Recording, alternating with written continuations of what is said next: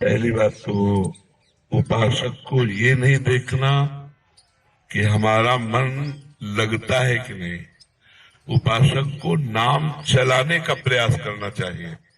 पहला प्रयास नाम चलाना है। दूसरा, हमारा जो मन नाम जप के समय बहुत भूत भविष्य की बातें सोचता है, व्यर्थ की बातें सोचता है, पाप की बातें सोचता है, उनका कोई भी प्रभाव मन पर नहीं पड़ेगा। वो सब डिलीट हो जाएंगे क्योंकि नाम चल रहा है। और बहुत जन्मों के संस्कार हमारे नाम में भरे पड़े हैं। जैसे जैसे हम नाम जप करते हो, अपने संस्कार भागवतिक डालता है मन पे और मन के जागतिक संस्कारों को बाहर करता है। और उपासक उस प्रक्रिया को समझ नहीं पाता और वो विचलित होकर सोचता है कि जब मैं नाम जप करता हूँ तो मन नाम में न लग करके संसार में जाता है। तो पहली बात तो आप निश्चिंत रहिए, आपका नाम जप करने से ही काम बन जाएगा। मन भले संसार में जाए, मन भले इधर उधर का चिंतन करे, उसे कोई फर्क नहीं पड़ता। जैसे अग्नि में दाहिका शक्ति है तो आप भाव से छुओ या अनजान को या कोई जान के जैसे भी छुओगे, उसमें दाहिका शक्ति अपना काम तुरंत करेगी, आपको जला देगी, स्पर्श करते ही जला देगी। जैसे अमृत में मारण शक्ति का नाश करने वाली शक्ति विराजमान है। आप जो ही अमृत पिएंगे आप मृत्यु से बच जाएंगे।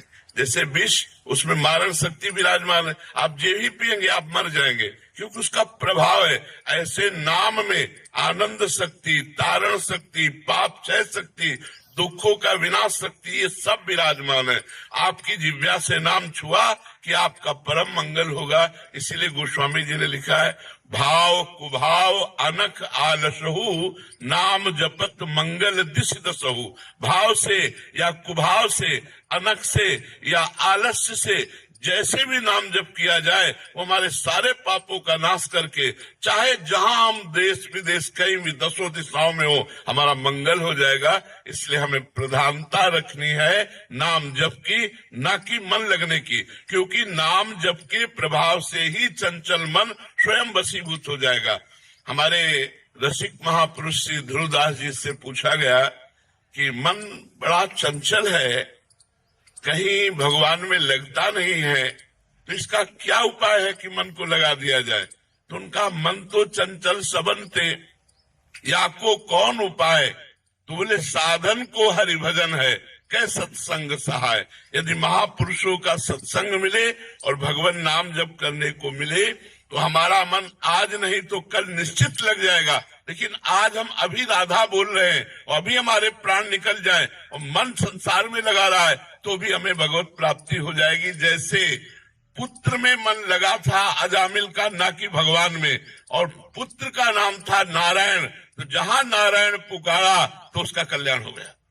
मन उसका पुत्र में लगा था, अपने पुत्र को पुकारा नारायण, लेकिन नारायण नाम भगवान का, तो उसका अंतिम समय काम बन गया। और हम जानबूझ के राधा राधा बोलेंगे तो हमारा मंगल नहीं हो जाएगा।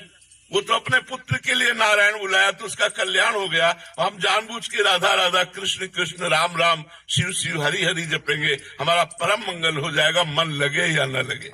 हम कई बार उदाहरण देते हैं, जैसे हमारा मन कहीं और लगा हो, भोजन पा रहे तो पेट भर जाएगा ना।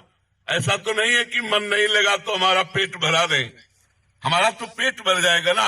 ऐसे ही हम नाम जप कर रहे हैं, मन लगे न लगे, संसार से वैराग्य, भगवान से अनुराग और अपने स्वरूप का बोध, तीनों एक साथ होता चला जाएगा। जब अधिक नाम जप करोगे तो अनुभव में आ जाएगा। इसलिए सबसे प्रार्थना है, पहली बात शराब मत पीजिएगा।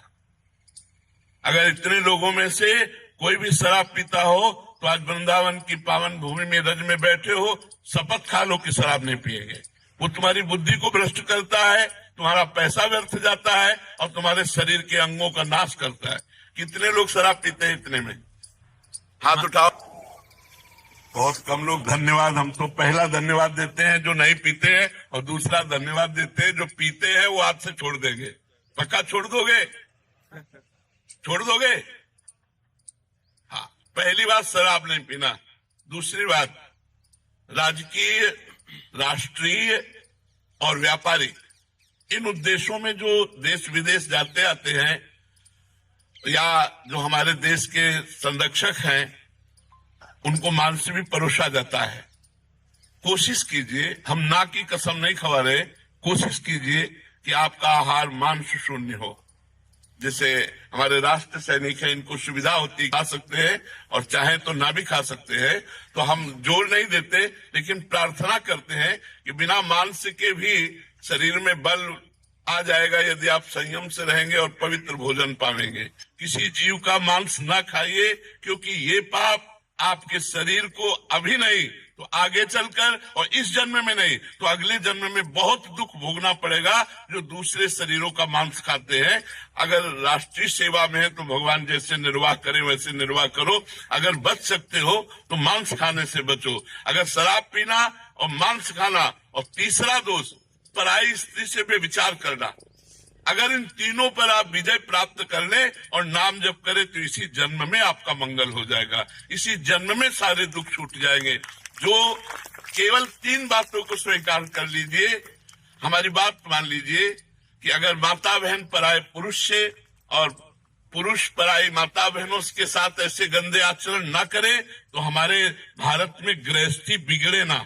आज हमारे भारत की गृहस्थी बिगड़ रही, गृहस्थ धर्म बिगड़ रहा है, ये हमारे भारतीय धर्म में नहीं है। प्राणपन से पत्नी को अर्धांगिनी माना गया और पति को प्राणेश्वर माना गया। जहाँ हमारे धर्म में ये बात है, वो ये बातें, गंदी बातें ऐसे संशय पैदा करें जो पराय पुरुष पराय स्त्री। तो ये 3 बातें आप स्वीकार कर लीजिए तो आपका जीवन धन्य हो जाएगा। किसी से आशीर्वाद मांगने की जरूरत नहीं है। यदि आप सही आचरण करेंगे तो सबके आशीर्वाद आपके पास आ जाएंगे। पहला, हम शराब नहीं पिएंगे, दूसरा मांस नहीं खाएंगे, तीसरा पराई स्त्री से संभोग नहीं करेंगे, और कोशिश करेंगे कि अधिक से अधिक नाम जप करें। हमारी प्रार्थना, अगर हमारी ये बात मान लोगे तो आपका निश्चित परिवर्तन हो जाएगा। आप भारी विपत्ति में भी मुस्कुरा कर निकल जाएंगे, इतनी सामर्थ्य आपको भगवान देंगे। श्री राधा वल्लभ लाल की जय।